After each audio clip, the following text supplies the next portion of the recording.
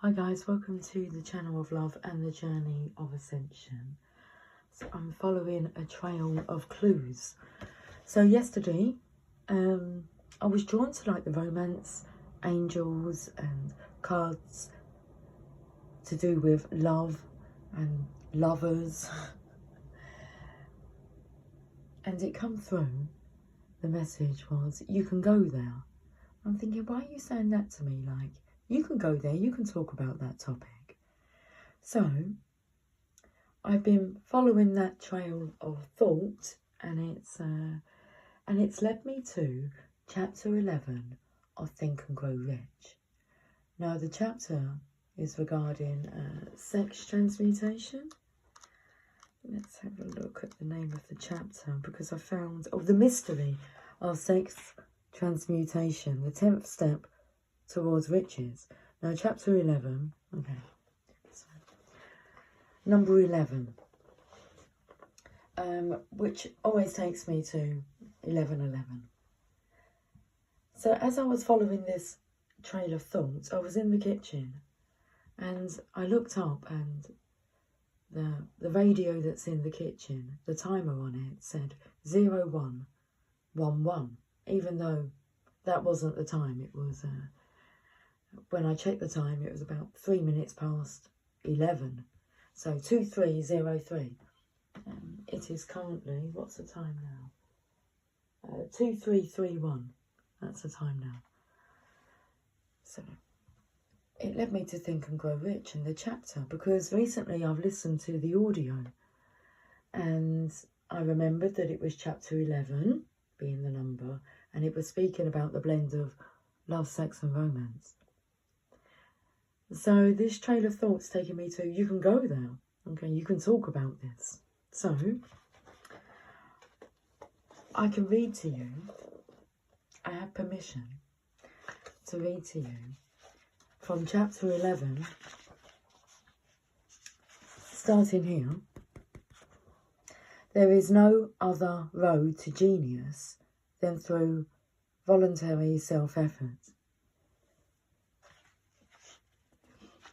A man may attain to great heights of financial or business achievement solely by the driving force of sex energy, but history is filled with evidence that he may, and usually does, carry with him certain traits of character which rob him of the ability to either hold or enjoy his fortune.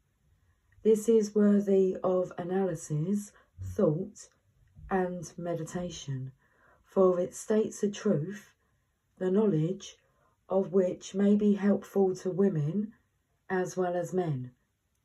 Ignorance of this has cost thousands of people their privilege of happiness, even though they possessed riches. The emotions of love and sex leave their unmistakable marks upon the features. Moreover, these signs are so visible that all who wish may read them. The man who is driven by the storm of passion based upon sex desires alone plainly advertises that fact to the entire world by the expression of his eyes and the lines of his face. The emotion of love, when mixed with the emotion of sex, softens, modifies, and beautifies the facial expression. No character analysis is needed to tell you this. You may observe it for yourself. The emotion of love brings out and develops the artistic and the aesthetic nature of man. It leaves its impress upon one's very soul, even after the fire has been subdued by time and circumstance. Memories of love never pass. They linger, guide, and influence long after the source of stimulation has faded. There is nothing new in this. Every person who has been moved by genuine love knows that it leaves enduring traces upon the human heart. The effect of love endures because love is spiritual in nature. The man who cannot be stimulated to great heights of achievement by love is hopeless. He is dead, though he may seem to live. Even the memories of love are sufficient to lift one to a higher plane of creative effort. The major force of love may spend itself and pass away, like a fire which has burned itself out, but it leaves behind indelible marks as evidence that it passed that way. Its departure often prepares the human heart for a still greater love. Go back into your yesterdays at times and bathe your mind in the beautiful memories of past love. It will soften the influence of the present worries and annoyances. It will give you a source of escape from the unpleasant realities of life, and maybe, who knows, your mind will yield to you during this temporary retreat into the world of fantasy, ideas or plans which may change the entire financial or spiritual status of your life. If you believe yourself unfortunate because you have loved and lost, perish the thought. One who has loved truly can never lose entirely. Love is whimsical and temperamental. Its nature is ephemeral and transitory. It comes when it pleases and goes away without warning. Accept and enjoy it while it remains, but spend no time worrying about its departure. Worry will never bring it back. Dismiss also the thought that love never comes but once. Love may come and go, times without number, but there are no two love experiences which affect one in just the same way. There may be, and there usually is, one love experience which leaves a deeper imprint on the heart than all the others. But all love experiences are beneficial, except to the person who becomes resentful and cynical when love makes its departure. There should be no disappointment over love, and there would be none if people understood the difference between the emotions of love and sex. The major difference is that love is spiritual, while sex is biological.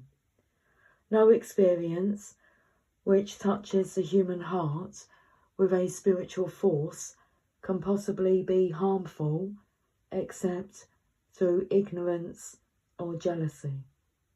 Love is, without question, life's greatest experience. It brings one into communion with infinite intelligence. When mixed with the emotions of romance and sex, it may lead one far up the ladder of creative effort. The emotions of love, sex and romance are sides of the eternal triangle of achievement-building genius. Nature creates genii through no other force. Love is an emotion with many sides, shades and colours. The love which one feels for parents or children is quite different from that which one feels for one's sweetheart. The one is mixed with the emotion of sex, while the other is not. The love which one feels in true friendship is not the same as that felt for one's sweetheart, parents or children, but it too is a form of love. Then there is the emotion of love for things inanimate, such as the love of nature's handiwork. But the most intense and burning of all these various kinds of love is that experienced in the blending of the emotions of love and sex. Marriages not blessed with the eternal affinity of love, properly balanced and proportioned with sex, cannot be happy ones, and seldom endure. Love alone will not bring happiness in marriage, nor will sex alone.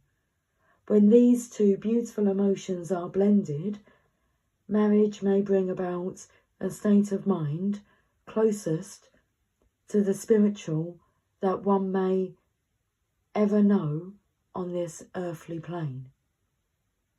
When the emotion of romance is added to those of love and sex, the obstructions between the finite mind of man and infinite intelligence are removed.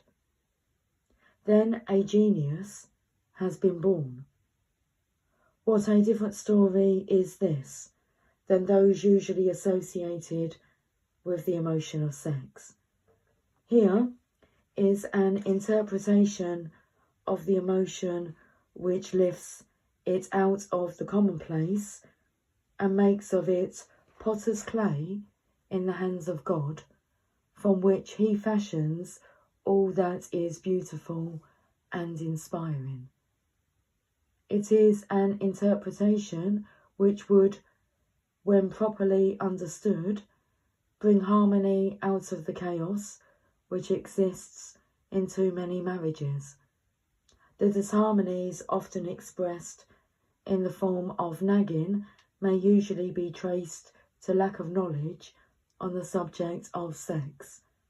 Where love, romance, and the proper understanding of the emotion and function of sex abide, there is no disharmony between married people. Fortunate is the husband whose wife understands the true relationship between the emotions of love, sex, and romance. When motivated by this holy triumvirate,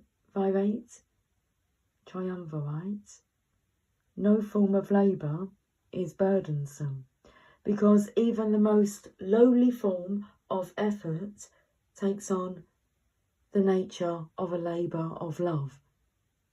It is a very old saying that a man's wife may either make him or break him, but the reason is not always understood. The making and breaking is the result of the wife's understanding or lack of understanding of the emotions of love, sex, and romance. Despite the fact that men are polygamous by the very nature of their biological inheritance, it is true that no woman has as great an influence on a man as his wife, unless he is married to a woman totally unsuited to his nature. If a woman permits her husband to lose interest in her and become more interested in other women, it is usually because of her ignorance or indifference toward the subjects of sex, love, and romance. This statement presupposes, of course, that genuine love once existed between a man and his wife. The facts are equally applicable to a man who permits his wife's interest in him to die. Married people often bicker over a multitude of trivialities, If these are analysed accurately, the real cause of the trouble will often be found to be indifference or ignorance on these subjects. Man's greatest motivating force is his desire to please woman. The hunter, who excelled during prehistoric days, before the dawn of civilization, did so because of his desire to appear great in the eyes of woman. Man's nature has not changed in this respect. The hunter of today brings home no skins of wild animals, but he indicates his desire for her favour by supplying fine clothes, motor cars, and wealth. Man has the same desire to please woman that he had before the dawn of civilization. The only thing that has changed is his method of pleasing. Men who accumulate large fortunes and attain to great heights of power and fame do so mainly to satisfy their desire to please women. Take women out of their lives, and great wealth will be useless to most men. It is this inherent desire of man to please woman which gives woman the power to make or break a man. The woman who understands man's nature and tactfully caters to it need have no fear of competition from other women. Men may be giants with indomitable willpower, indomitable, is that how I say that? Indomitable willpower when dealing with other men, but they are easily managed by the women of their choice. Most men will not admit that they are easily influenced by the women they prefer, because it is in the nature of the male to want to be recognised as the stronger of the species. Moreover, the intelligent woman recognises this manly trait and very wisely makes no issue of it.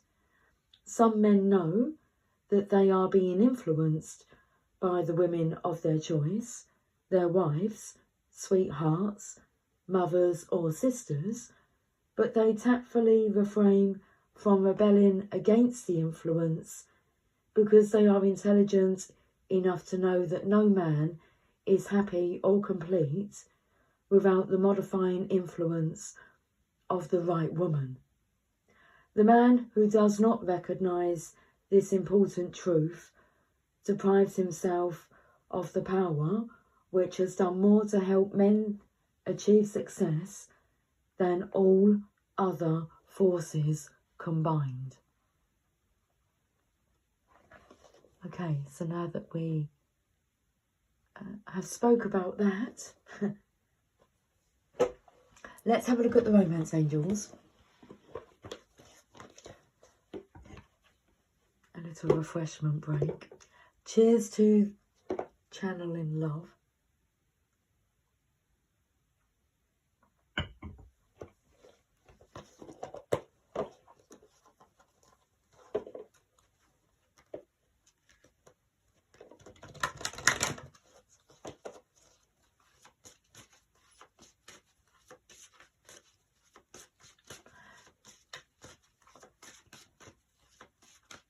Let's see what the romance angels would like to say. This could be the one. You've already met the romantic partner you seek.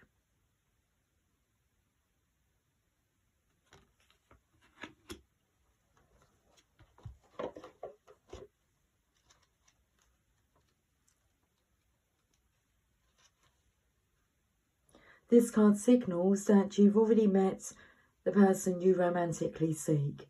Perhaps you're already in a relationship with him or her. The romance angels sent you this card because it seems you're not recognising or enjoying the full potential of this person and relationship. Sometimes you may overlook someone who's meant for you because you have a different idea of what your partner should look or act like. Take a moment to consider who this might be. The first person to come to mind is probably the one. Next, invite the romance angels into your dreams as you're going to bed. Ask them to give you very clear information about your romantic partner, either in your present relationship or a future one. During sleep, you're more open to angelic guidance. When you awaken, you may not remember your dreams, but you will have a clearer sense of romance and partnership. Take any action you feel called to based on your inner guidance, even if it seems unrelated to your love life. Trust that the angels are leading you toward the one you desire. Okay, I've got 2 more decks of cards here. The Tarot Grand Lux.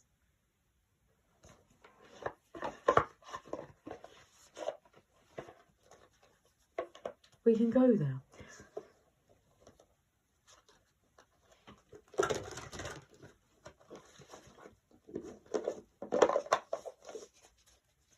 So you can go there. You can talk about this.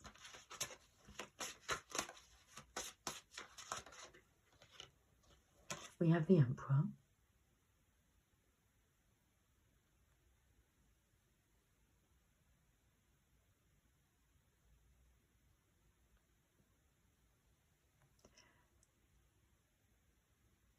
It's the Divine Masculine's energy here.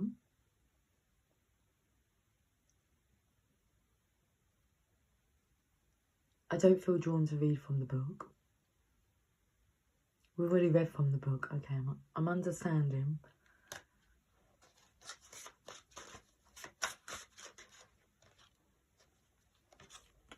The Five of Wands.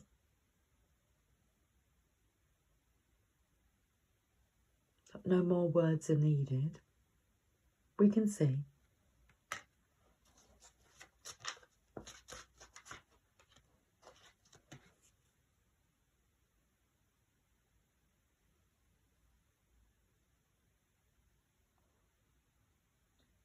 Silence is deafening. So conflict, I feel hit the nail on the head. You know when they say you could cut through the air. It slices through the air with a knife. It's that, like, thick. Okay. I see.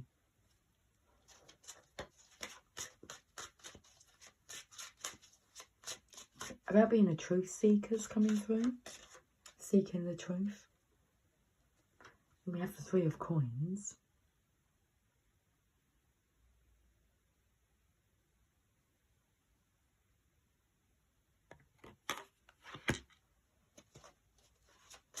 And silence is deafening, not comforting.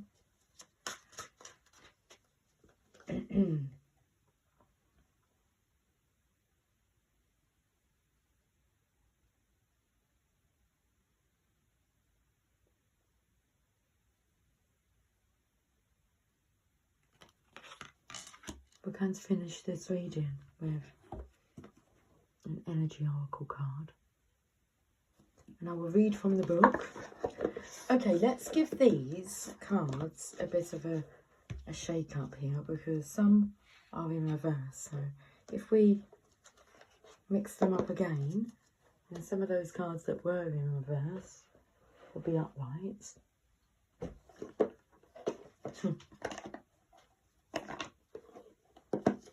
After I finished my previous reading to this one, I was putting away the cards and all I could hear was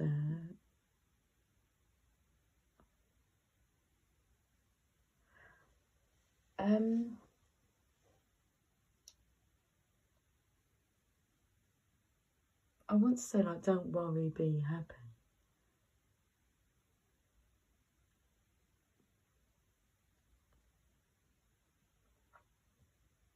But who sang that song? Don't worry, be happy. Don't worry, be happy. No, because it wasn't that, it was Bob Marley that was playing. Jamie's been listening to a lot of Bob Marley. I shot the sheriff, but I didn't shoot the deputy.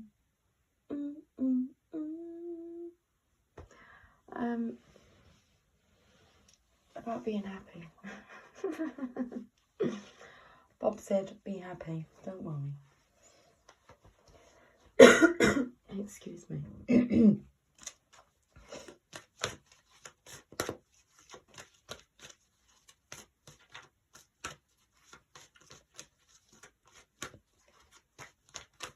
It's like name that song because it really is not coming to mind.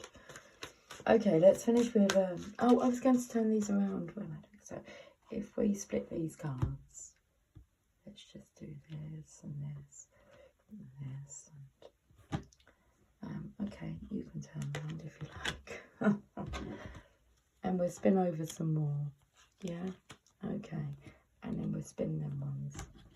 And we'll have them ones back. And then we'll just spin all those ones. And then we'll spin the top part of those. You can go there. And then we'll give them a shuffle like this. And again.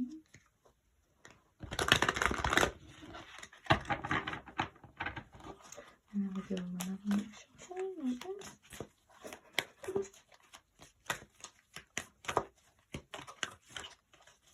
Oh, they're so light. Oh my goodness. Like, when you play with cards and you handle cards, come on. I'm sure you can imagine. You know the feeling that you're used to the weight of, you know, a deck of cards. So you notice if they feel heavy or if they feel light. You know if they feel sticky, if they feel slick. Attachment is in reverse. Have a look at this message. Well, we're going to, aren't we? Yes.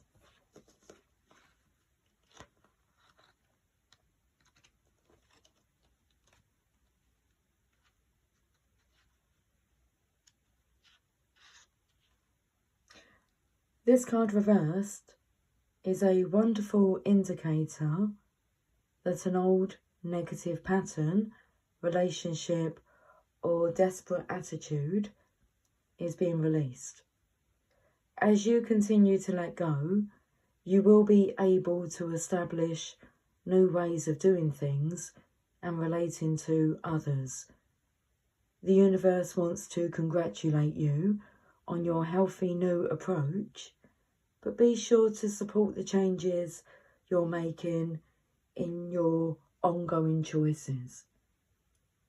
Some patterns can be deeply encoded, and you may need to continue releasing the old habits, all the while honouring the new decisions in your thoughts, actions, and interactions with others. You've broken the chains, and now you can walk away from the limiting attachments into a bright and unlimited future. This is amazing, isn't it? Stop being 16 again. Sweet 16, look. And there's the message. And here's your affirmation. I release attachment and choose peace. I am strong, free, and able to choose what honours me.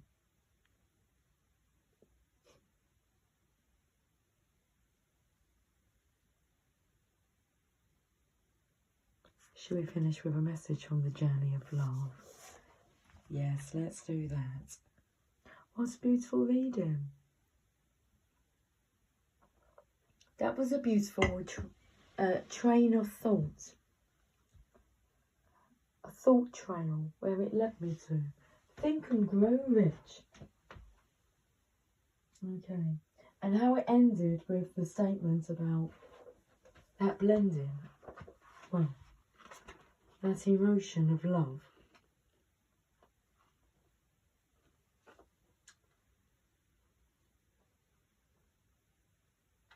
Oh, you heard it. It's the most powerful force.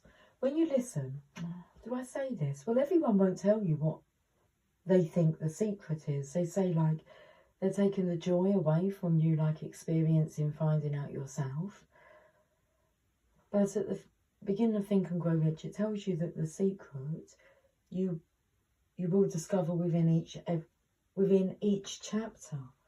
And that's what I think it is. It's the power of the feminine. That's what I think the secret is. But well, no, I think the secret should be shared. Some might not get it. And it's like the story of Henry Ford and about the influence of his wife. And as I've listened to Think and Grow Rich, I've been curious and like, what is this secret that shows up in every chapter? And I think it's every chapter makes reference to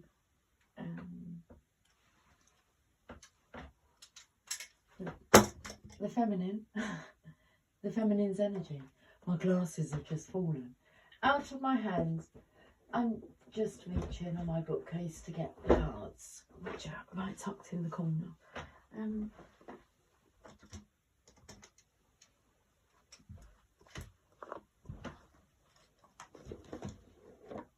The Journey of Love. Oh, I want to eat my teddy bear now. Okay, you can, Lucy. Congratulations. Thank you very much. I get to eat the teddy bear. I know you're adorable, but you're going to taste so yummy.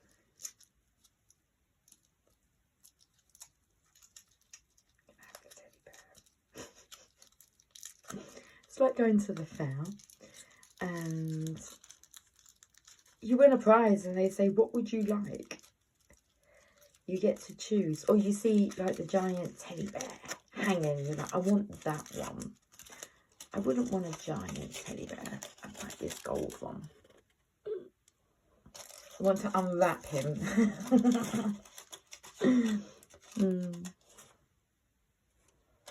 Okay. We have the teddy bear. I'm going to eat him. He wants me to. That's his purpose, isn't it? To be enjoyed.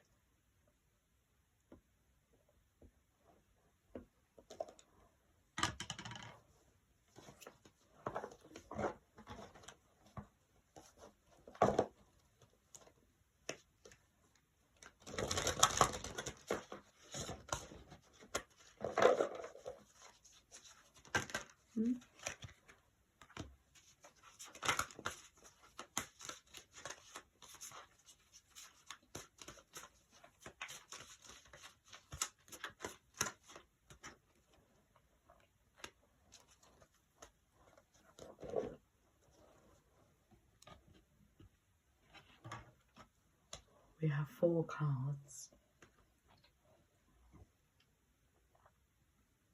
Cheers to chocolate teddy bears. You're sweet like chocolate. You bring me so much joy. You're sweet like chocolate, boy. I feel drawn to read poetry. Well, we should read what the painting is called. Earth Angel. Oh, we get 2 poems with this one. I enjoy the poetry. Card number 54. Let's have a look and see what the painting is called. Well, that's my glasses. Card number 54 is called Unity Beyond Form. I like to show you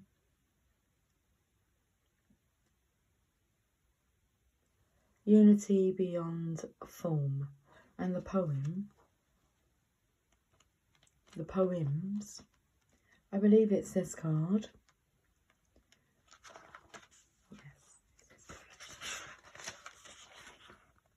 has a poem to start us off. Earth Angel.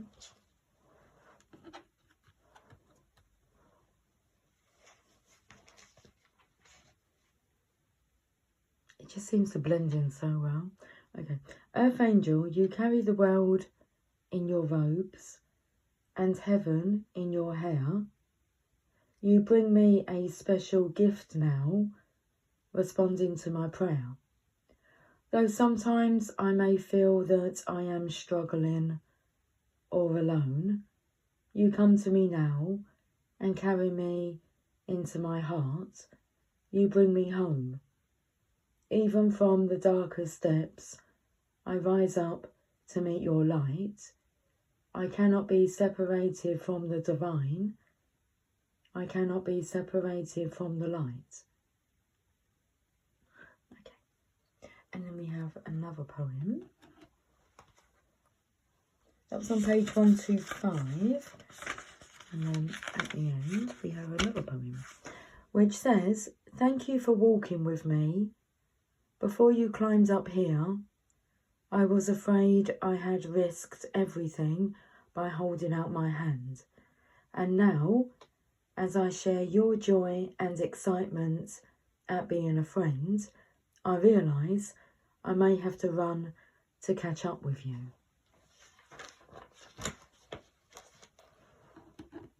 Okay, next card. Towering Magnificence in reverse. We have no reversals in this deck here. Put the soft back in now. Towering Magnificence, card number 30. Let's have a look and see what this image is called, painting. Card number 30, Shores of Heaven.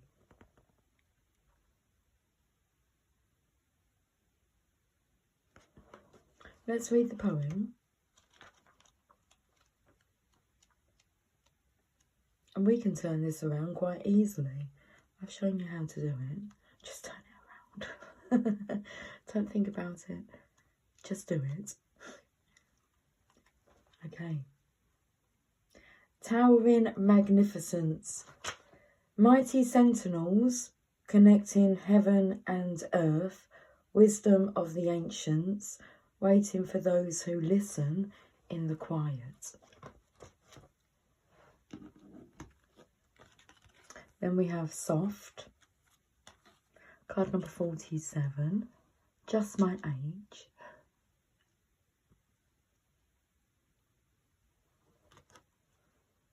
Soft.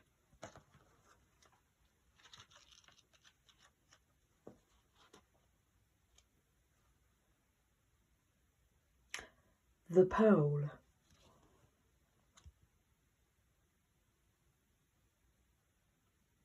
That's interesting because the chapter I've been reading from Success for a Positive Mental Attitude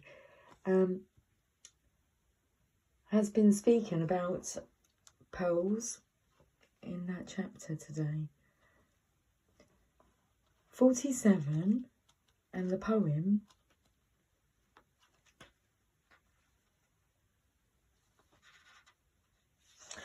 that's on page 111. Soft. You are the softness he desires. You help light his way. You nurture all that he holds dear, though tempest clouds dismay. And in the quiet of the storm, his gentleness comes through, and in the shelter of his arms, his heart is there for you.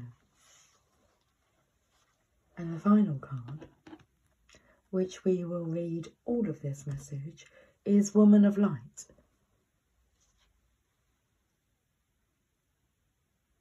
Card number 49.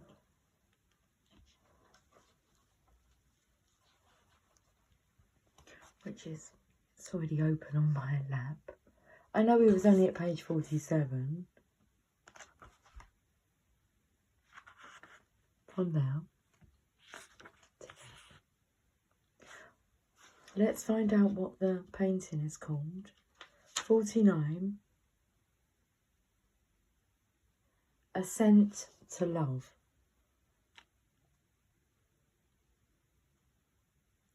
You know, that takes me to the joining of the channel's name, the channel of love and the journey of ascension. Ascent to love. 49.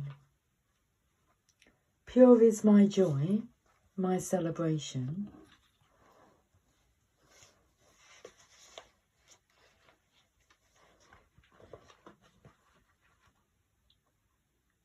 I know the divine to be eternal. There is no limit to my peace, to my pleasure, as I rise and rise and rise again. Capable am I of receiving the light, of accepting the next level of illumination. I am sacred flesh coming to light. I am the walking temple, the living goddess, she who shines with truth. I come to you now. I am one with you now. I am the awakened one and the awakener. This oracle brings you guidance that you are to be witness to the presence of an awakened being, either within your own self as part of your own spiritual destiny, or in the form of a beloved other.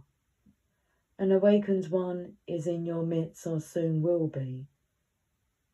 Receive the blessing that emanates from such a being, for to behold one is a gracious spiritual gift that will lift you to the next step of your path.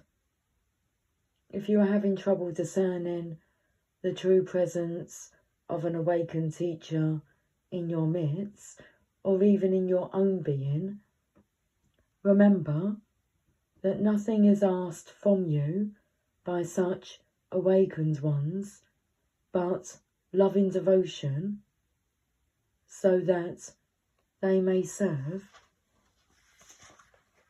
the awakening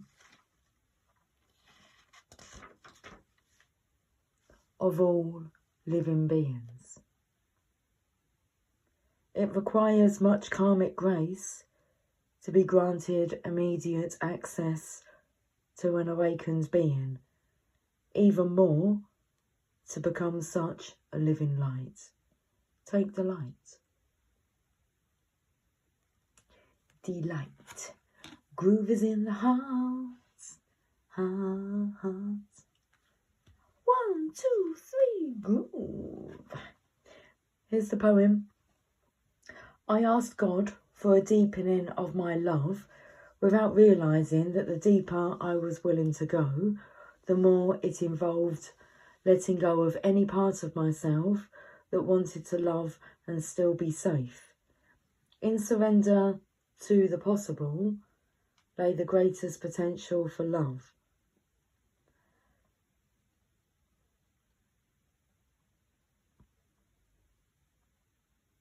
At levels before unknown, like a cistern that holds the nectar of life and gives its precious liquid only to be filled again with nature's flow.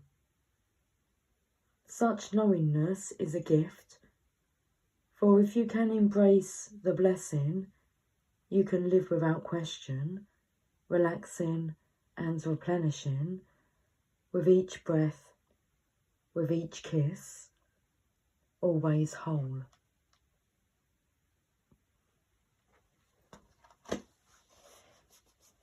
I will talk to you all soon. Until then, take care, much love. Bye for now.